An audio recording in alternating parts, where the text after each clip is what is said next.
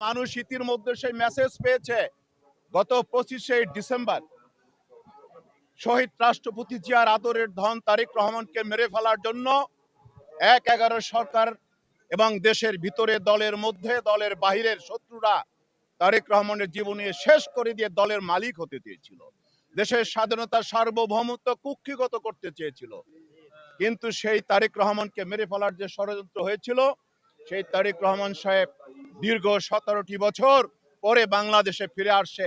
আমরা সকলেই স্লোগান দিতাম, তারেক রহমান বীরের ভেসে আসবে ফিরে বাংলাদেশে। কিন্তু সত্যি মানুষের ভালোবাসায় সিক্ত তারেক রহমান গত 25শে ডিসেম্বর ফিরে আসছেন। আপনারা সেদিনই আমরা লক্ষ্য করেছি, শহীদ রাষ্ট্রপতি জিয়ার শূন্যতা, বেগম খালেদা জিয়ার শূন্যতা যেরকম মানুষের হৃদয় হাহাকার করছে, এবং তাদের শূন্যতার অভাব তারেক রহমানের মাঝেই মানুষ খুঁজে পাবে।